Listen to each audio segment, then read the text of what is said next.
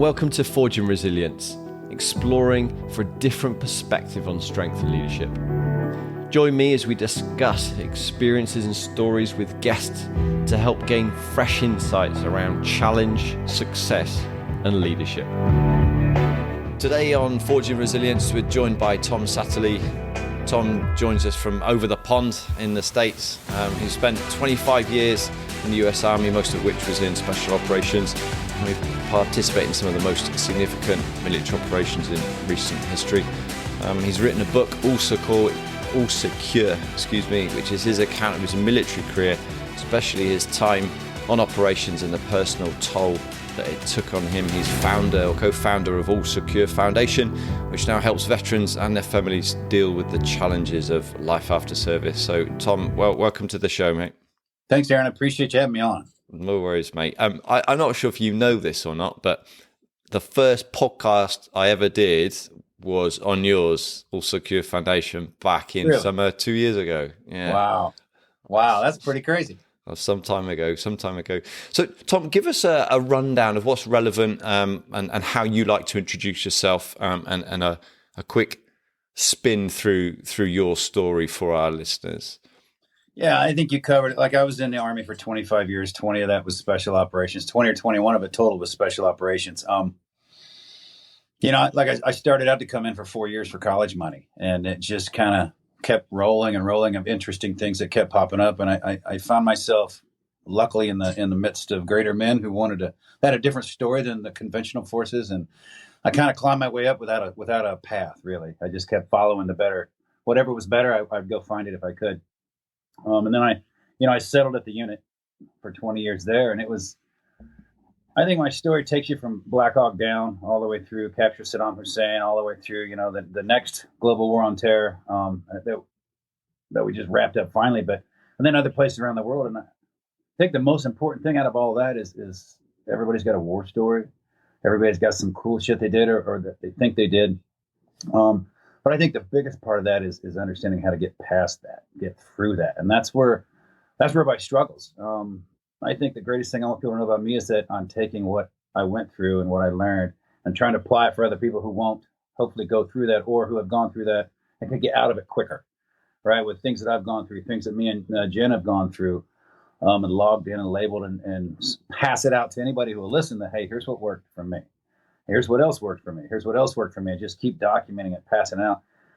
And the stories that we've gotten about people we've helped are amazing. You saved my life. It's like, no, I didn't save your life. Nobody can save your life. You can by taking the information someone provides you and doing something with it. But, and same with saving my marriage. You saved my marriage. It's like, no, we just made you realize what you were doing. We gave you the tools to stop doing that, and you actually did the work, and that's where you are. So that's what we continue to do today is help individuals get past what they're suffering from. I'm not just going to say post-traumatic stress. There's all kinds of things people suffer from.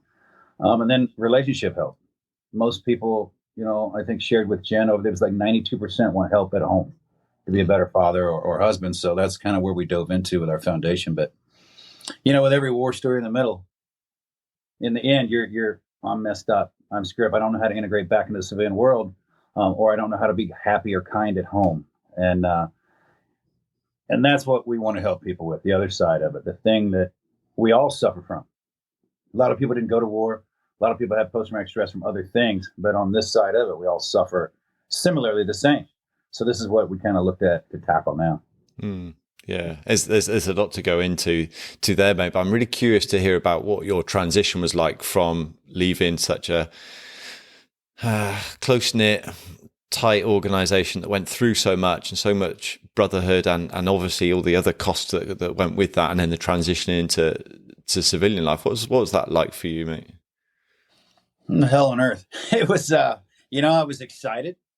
I re-enlisted at 19 years for another 6, and I did it for money. And as soon as I put my hand down when I was done, I regretted it. It was one of those, what did I just do for another 6 years to take me to 25? When I was done, I was tired. I was ready to get out. So the last 6 years of my career, I was broken. I'm struggling to not keep jobs, but to do it well enough as I thought I was doing it well enough. And it was you start to fall off of that cliff you've climbed, and you're on top of the hill and someone pushes you off, the new guy's climbing up. There's always somebody climbing that mountain. And when you get to the top, it's busy. You got to push somebody off to make room for yourself. And I think I got that shove, and it's when you start to kind of tear yourself down. Like, I did all this, but so what? It's over. What am I going to do now? I kind of rolled a little further doing contract work in Jordan, working in Amman, Jordan at King Abdullah Special Operations Training Center for like a year and a half, until that money dried up. And that's when my transition started to tank. Over in Jordan, I'm making a lot of money. I'm hanging out with the same kind of guys. It's just no spouses around again. It's like, oh, I'm back in the Army. You're making more money. So I thought, I'm happy. But that money didn't do anything for me except, my ex-wife took it. It was one of those, there I am again, gone more than I was almost about the same amount as I was when I was in. When I came back to the States, I tanked. I had nothing to do.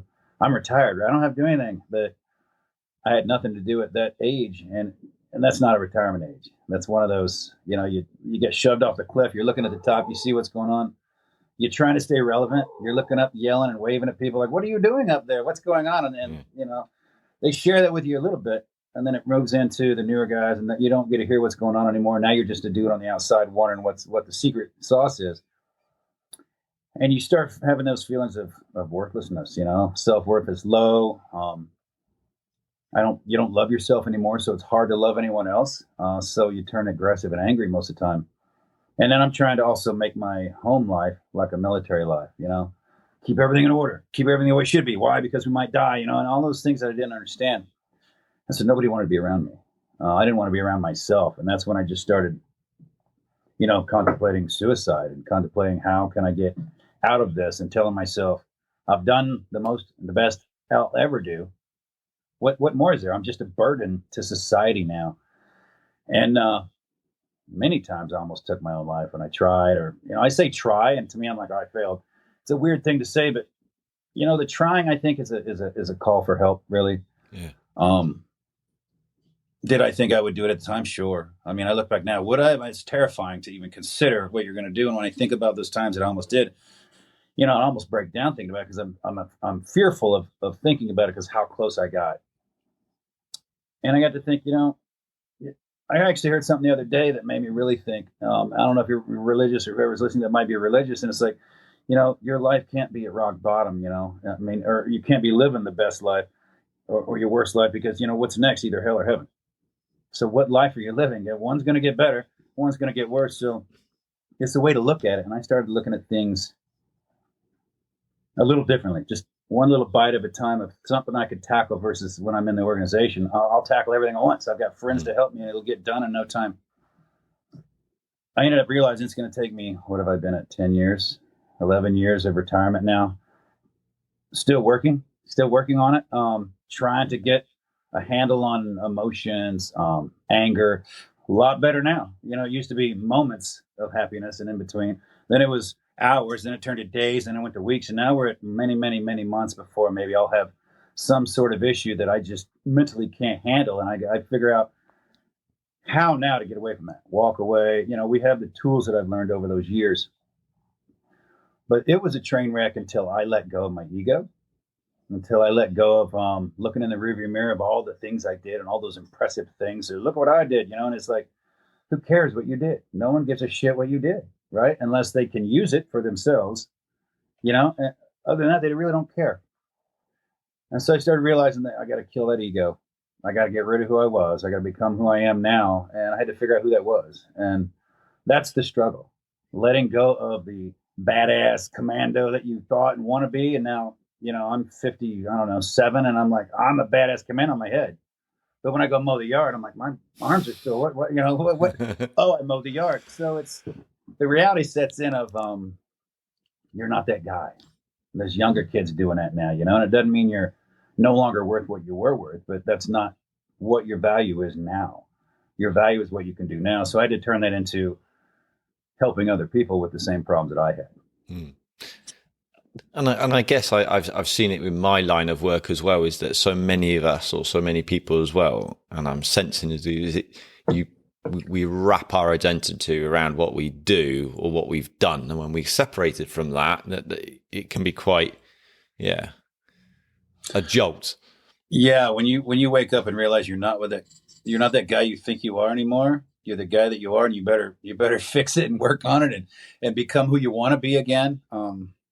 It's not the last high school touchdown pass. I don't want to peak at the unit. I want to peak again, and that's why Jen started the organization. She brought me in. It's like my next goal is to peak again by helping more people than I really helped when I was in.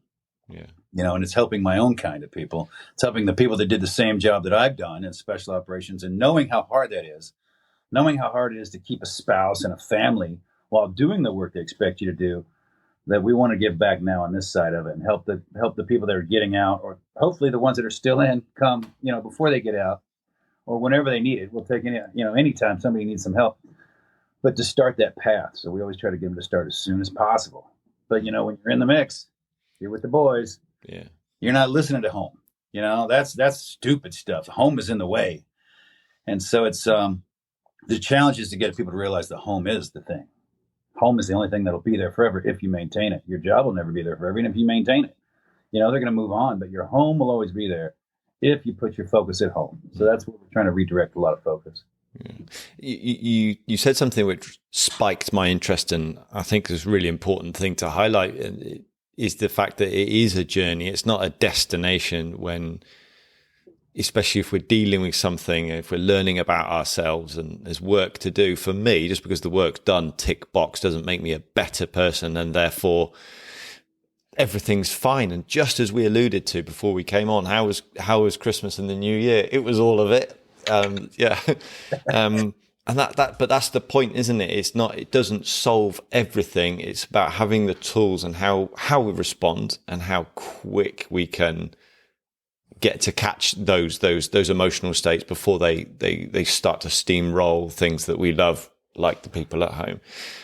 What are a couple of the tools that you use then, Tom, recently that have helped you just like ground yourself, that we may or may not have heard of or be common? Oh, you've heard of this one. I've learned to shut my mouth. I've learned to shut up. I screw that up every now and then. But my head is always teach. Better. How can I make it better? How can I teach it? I expect everyone else to want to be better. I expect the family to want to learn from me, and they want to, oh, Tom's got a great idea. But really all they hear is blah, blah, blah, blah, shut up, Tom, right? And so I've learned to shut up because I ruin more things when I talk too much, right? When I try to interject myself everywhere because I want to make it better. I want to help you. Nobody wants that help. Then you're just wasting your time. And then the argument starts. So I've learned to shut up. And that's helped me mostly. I mean, that was my thing.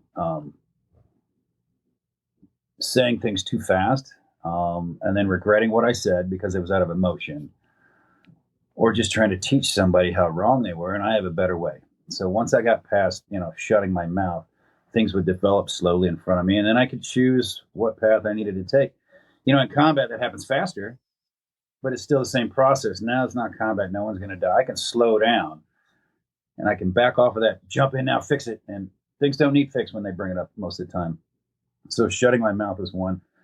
And two is like you alluded to earlier, knowing when that's coming, knowing when I'm starting to feel it in my chest or I'm feeling it in my stomach and I'm flushing and my body's telling me to attack, and oh, by the way, it's my 18-year-old stepdaughter who just doesn't want to clean her room.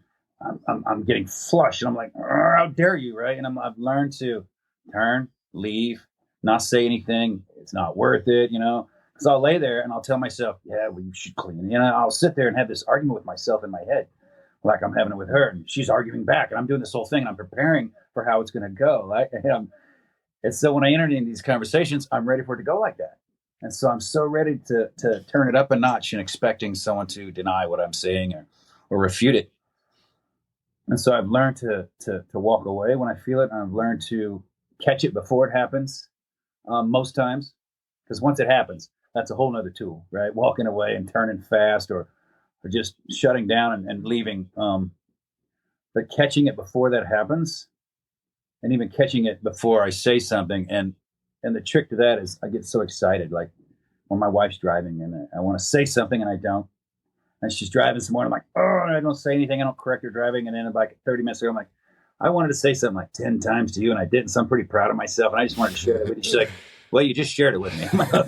Okay, maybe I should revert back to number one and shut up. It's just, but those are breakthroughs that I wanted to share because instead of teaching her how to drive, you might want to get over in the right lane right now, or look out, someone's going to cut you off, and just shut up and let it unfold and realize, well, I didn't die and it worked out and it doesn't have to be my plan. That's another thing that I've learned is shut up and then learn when it's welling up, and then sharing those lessons less and less. Like I've learned not to tell you your dress is ugly. It's just those things you don't say out loud.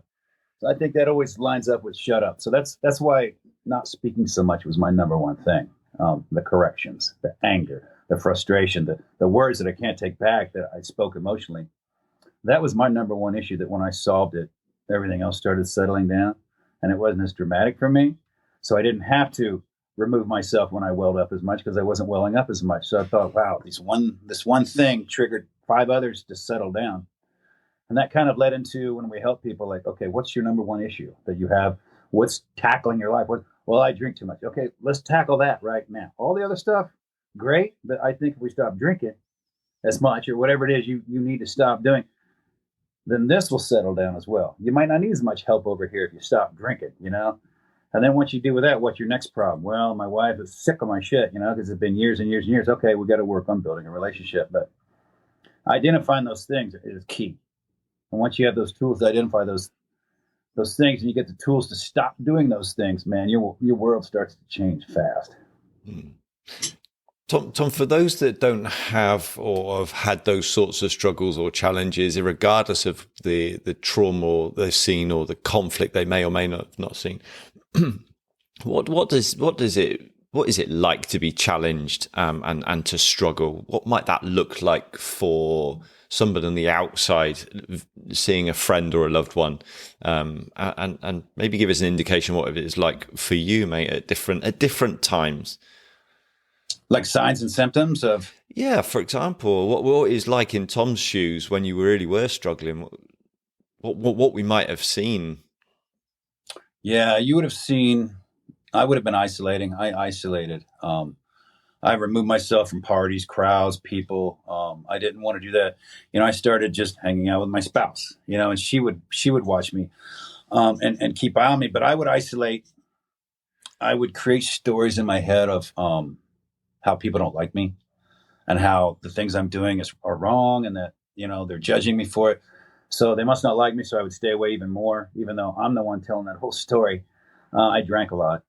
And I drank a lot as soon as I could start drinking in the day. Mentally, when I felt better, at one point it was Bailey's and coffee in the morning, right?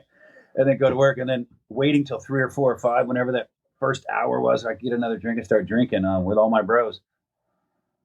And that adds to another level of how fast you can tank. And then it's just the miserableness of sitting there in myself, knowing what I'm doing and knowing that I used to have the skill to stop and do better and be better, but I'm not. Am I choosing to do it, or am I lazy? Or, and then it's just put yourself down time. Then it's just trash who you are. And then you're listening to yourself. So you start to feel worse, even though you're the only one telling yourself that. And it's just a downhill slide to a land of excuses where everything I should have done, there's an excuse for it.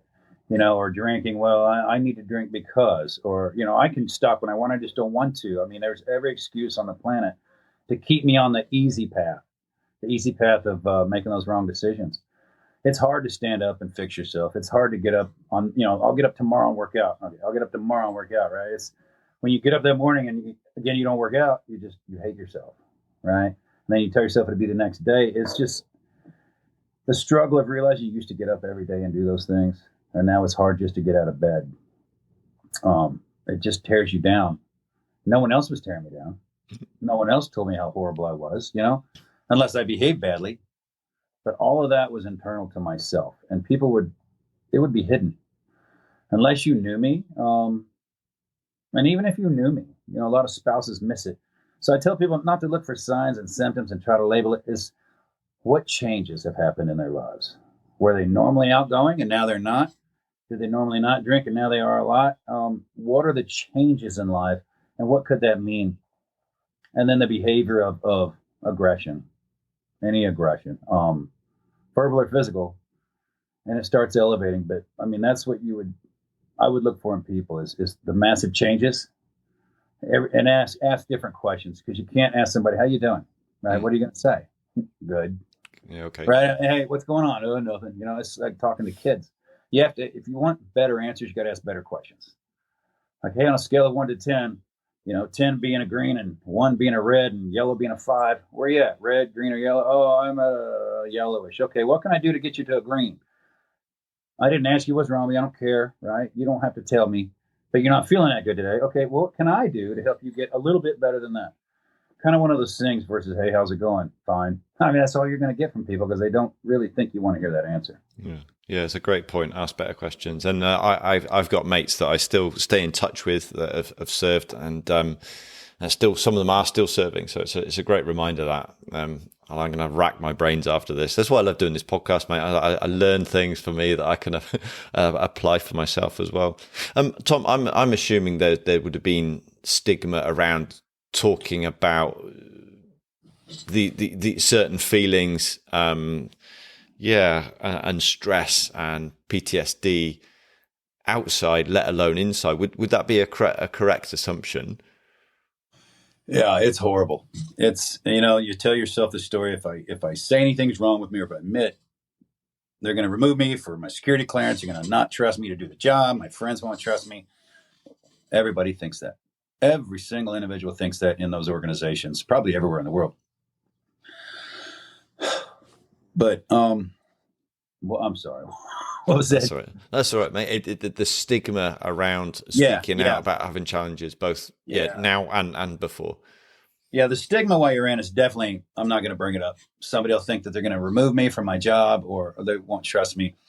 But even the stigma when you get out, the stigma admitting it, is because you're still mentally in.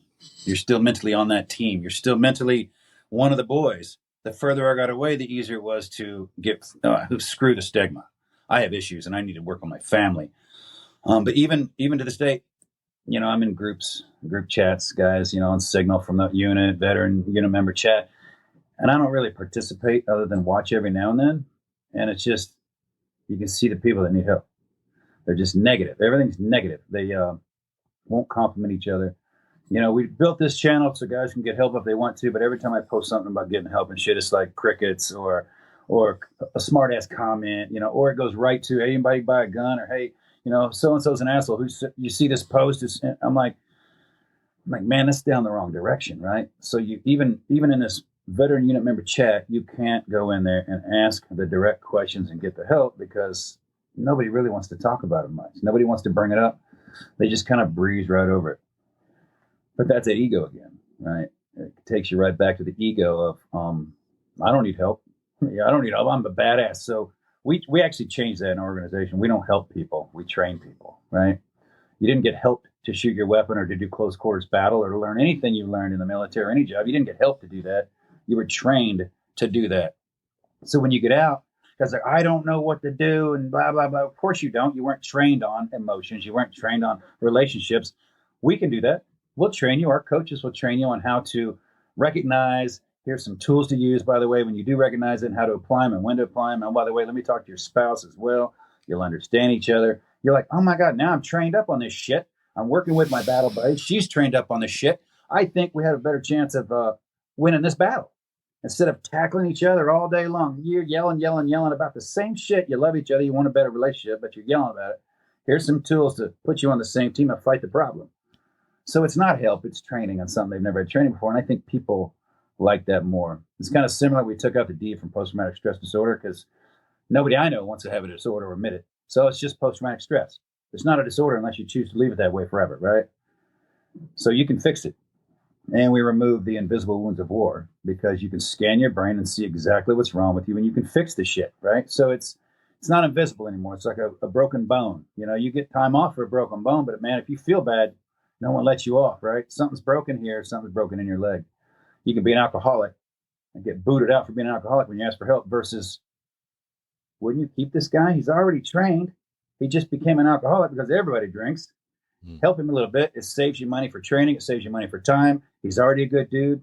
The rest of the guys will trust you. They'll see he's doing better. Maybe they'll stop drinking versus get rid of him and get a new one. If you don't care about humans, it's less expensive to take care of people. So that's what I tell the bean counters. If you don't care about people, it's cheaper to take care of them anyway versus paying it later. Yeah. Does that mean? You talked about something earlier about one of the foundations of being home and the relationships. So it's like a two-pronged question, really. But I'll ask the first one and I'll ask the other one after, actually. But so how do we go about, or how do you go about nurturing home and your personal relationships, mate? A lot of talking, helping to understand what I've been through. I have to be honest to tell my spouse what I've been through. If I'm holding back, then she doesn't get the whole story and she won't understand what's going on with me. I came full clean. Everything I'd done, from the good times to the bad times, it was one of the, well, we were having a good time, and then there were bad times, but there was a lot of good times. And I just explained the lifestyle. And it wasn't just me. A lot of people did the same thing with her. So she got the full picture. But coming clean on my lifestyle, coming clean on why, and gave her the opportunity to understand, talking about post-traumatic stress, and then having the respect, giving respect to your children and giving respect to your spouse versus you're at home taking care of the home and you take care of the kids. I'm at work over here. No, even if that was the way it was then, it's not now. You're home now. You're part of the family, integrating to the family. That means, parenting, right? As hard as this, it's hard for me to parent. It's hard for me to parent, man. I can't baby talk. I can't calm talk. It's straight to the point. And I'll go get it. I'm good, man. I'm not yelling. Just go do it. They're like, well, you sound mean. I'm like, oh, God. So working on how you talk, right? I heard a lot of it's not what you say, it's how you say it. I'm like, what are you talking about? I'm like, oh, there it is again, right? Yeah. To me, that's normal. To me, that's me, right? To most people around me, that's like offensive and loud, and they don't like it. And it's too direct for most people. So like when you're in the military, for sure, when you're in special operations, really, for sure, you're really detailed. You're really going to annoy people with how you behave. They don't live life that way. So learn to let go, to integrate with the family. Let go of that shit. It was a job. It wasn't who you are. It was what you did then. And it's not the rest of your life. It's not the rest of your life. A lot of guys look at it like, I was here. I'll be here forever. I'm with my friends forever. And that's okay to have friends forever. But to be stuck in that job forever keeps you from integrating back at home with your real family. I know those guys are on that thing at night and the day. All the times I'm like, what are you doing? What do you do other than this? You might as well Instagram, right? Like everybody else, you're on your phones. Oh, it's a signal chat with my bros. Okay, it's called Instagram, man. It's the same shit. It's like, do something else with your time. Spend time with your kids. And there's guys on there that show pictures of their kids and they're hanging out. And that's awesome. That's what it's for, I think. But most of it doesn't happen because of that ego. And the guys are still living in the organization. But to integrate, you got to let go. You got to kill that ego and realize, if you can't communicate with your children, then just get down on the floor with them, let them crawl all over you, depending on how old they are. And you're there for them. Let them know you're there for them. You're not going to be the best father, maybe, but they'll know you're there. My thing is I'm a provider. I'm not a good father. I'll tell you some advice. I'll tell you what not to do. I know you won't listen because I didn't listen. Kids don't listen. You got to burn yourself to not touch the oven. It's just, I could tell you all day long. Don't stick your finger in the light socket. And they're going to be like, why not? And shock themselves like, there, now right? It's trying to just get down and get down there and be there for them. Just listen. And like I said, when I shut up and just started listening more, I understood what was going on with the kids. I have an 18-year-old stepdaughter. I don't even know what to do with girls, man. I have no idea. I stay away from that. But I consider myself a provider. You can eat, you have clothes, you want to go, here's a car, here's a phone, here's this, here's that. Now go to school, study, make sure you do your shit, and we'll help you get to college. To me, that's my love language, is providing. Not gifts, but pretty much providing. Those different love languages out there. My wife wants loving love letters and shit, and me, I'm like, I don't need anything. Just look at me and wave, tell me you love me, I'm done. So understand what other people need, and children need that attention, So to integrate back at home, you got to kill the ego. You got to get involved no matter how scary it is. Man, I was terrified. I didn't know what to do with kids. I had no idea. I got one of my own. He's 24, 25. Still don't really know him that well. I mean, I was never there, and I didn't dive in, lay on the ground when I was home and talk to him. I was ready to go to the next thing. So if you don't let go of that job and that ego and fully focus at home, once you do that, and with the tools of shutting up, listening, being present, like present, not thinking of something else or something that's next, but being present and looking your kids in the face and your wife in the face, your spouse in the face. Life starts to change, and you see people change when they start becoming a family man or a family person. It's a tighter knit than it was with your bros. It's trusted more. They know more about you than your bros really know about you. My wife knows more about me because I dumped everything to her than my bros know, because they know what's at work. They don't know what's at home. My wife knew what was at work and at home. She's got it all. And she's strong for knowing all of it and sticking around for what I put her through early on. But I think the sooner that you can integrate back in that family and kill that ego, the less issues you'll cause along the way that snowballs through the years and makes it harder and harder. What suggestions might you have for somebody that maybe is listening that feels that they haven't got the home or the family support network? They have it. They just don't think they have it, right? There's always a support network out there. What do you call your family? Is it your friends? Is it your actual family? Is it a group of people? There's always support out there. I've heard every excuse on the planet, but the one about, well, I don't feel like I'm supported. I hear that from people we're supporting. I'm like, what more do you want? I can't do everything or anything for you. I can't do anything for you. I'm giving you this. You're doing nothing with it, and you want more from me. I mean, I give people the hard talk, right? But getting in there and, man, where was that topic again, man? I talked too much. No, that's fine. It's for the people that feel they don't have the support of the family, it's always there. You're saying it's always there. Those are excuses not to ask for help, because you're saying I won't get it, so I ask. Yeah. Talking about your story, Tom, stepping away from a unit that generally stays very much immersed in the shadows, and writing a book, and not only about what you've gone through, but your personal story as well. What was that experience like? And I'm curious. Yeah. Again, I'm going to pause myself and have a follow-up in a second. I'd have forgot it anyway. My TBI kicks in. I'm like, I used to try to hide it, and I'm like, no, I'll just sound stupid. I'm just going to let it out. Writing a book, I was never going to write a book. Never. Now, I never even thought about writing a book. Some of my friends are like, let's write a book on this and that and funny shit. I'm like, I'm not writing a book, man. Screw that. And even when I was in, I'm like, anybody writes a book about the unit, you should go away. I get it. I 100% get it, right? But when people were asking questions over and over and over and over, we're answering phone calls, 10 hours a day on the phone with people or more, telling the same story to all these people. My wife's like, you need to write a book so everybody can hear it all at once. We stop being on the phone all the time, and this will be a start. People are like, you're crazy. This shit is not happening. And she kept hitting me at it, and I go, okay, well, I'm going to do it the right way. I'll go through the unit. I'm going to go to the unit and do it the right way. Maybe they'll stop me and I won't have to do this book. Well, they didn't stop me. They didn't, we got a lot of it written down. I handed it off to them. They met me out here and they said, hey, can you remove this and that? And yep, I took it out. Got the book finalized, sent it to them again. They read it. Hey, looks good. Can you remove this word here? And I'm like, yep. Read the final thing, sent an email to me saying, thank you for letting us work with you on this book. Everything was good to go. And I got it published. And then the hell broke free. Nobody in the unit, I was a traitor. The poor, I heard you wrote a book. Yeah, what are you telling all the secrets? I go, did you read it? No. I go, it's not very fucking flattering. So chill. It's not about all the secrets. It's about whatever I got to prove to write about. And most of it's how I fucked it up. So maybe you should pick up the book. You'll see a little bit of yourself in it. And hopefully you'll get some, you'll head on down the road of getting help. But I expected that. I expected that from people. It still goes on. Like in those groups are vicious. Anytime anybody does a podcast or, Sean Ryan, that jackass, this guy.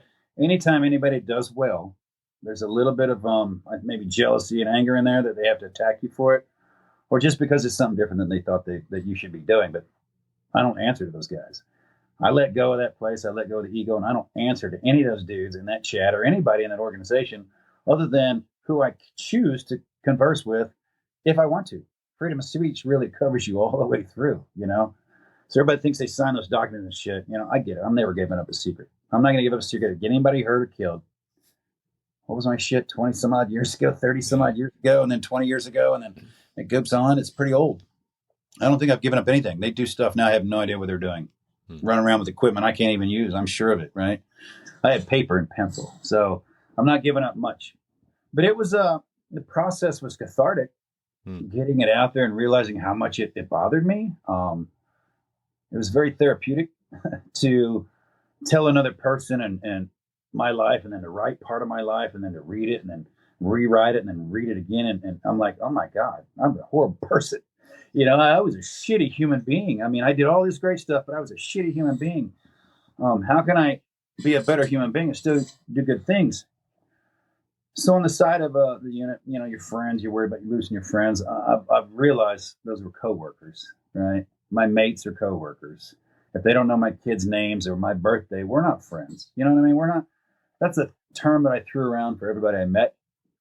Now I know there's acquaintances, I have friends, I have less friends, I have more acquaintances, and I have some coworkers who might be friends or acquaintances. But I've learned the difference of that word. But those people will attack on, and if you do things the right way and you're doing it for the right reason, I think it works itself out anyway. And I did it for the right reason. It wasn't about me. I mean, it wasn't a look at me, I'm kicking ass book for sure. And everything I've done since then is just truly to help other people. Not for me. The book money goes back to the foundation. And you're getting rich. I mean, if you ever wrote a book, man, you don't get rich writing a book anyway. That money goes into the foundation. Whenever a book sells, it goes right in the foundation. So it was a marketing tool, really, for us. And then Jen wrote her book, and Arsenal of Hope to finish it on. And it's kind of a compilation and an ending of the healing part as well. So that one kind of attaches to mine. And it's all for the foundation. It's all for people who might read it. And I've gotten thousands. I don't know by now. Messages of people, like you said, you saved my life. You helped me. I read your book, and oh my God, or I saw Sean Ryan, and I never thought of it that way. And man, you really helped me. Those messages come in all the time. I love those. The ones that are like, you idiot. I'm like, okay, delete. I don't even why respond. It's some troll out there in his mom's basement having a good time, making people angry. Not this guy. I'm not happening today. I don't care. Yeah, love it, mate. And my follow-up question, you mentioned the name where Sean Ryan was the last time you talk about the Mogadishu story, mate. Was that a decision that you made going into that interview, or did that happen? I'm done with telling this. Going into it, I didn't even want to do it. I think I got a couple of requests. Hey, Sean Ryan. I was like, I know what he's going to talk about, right? I know what he's going to talk about. And I just kept putting it off. I wasn't doing it for fame and shit. And I had to tell myself, what good would it do for the organization, and will it help people? And so when I framed it in my head as to what I would do, and my wife talked to Sean like, hey, I would like to kind of head in this direction. She ended up actually being on part 3 as well. That I decided to do it and get it all out there. But I decided I'm not doing this again. I'm not doing the long form. I went to Somalia, death, and there's still death to this day from Somalia. I wanted to do it because I thought it would reach more people, and it has, and it got more people to the foundation. It got money to the foundation a little bit, but more so, it got more people to the foundation. It got more people to read the book, which then went to the foundation. I still get messages today. That was over a year ago.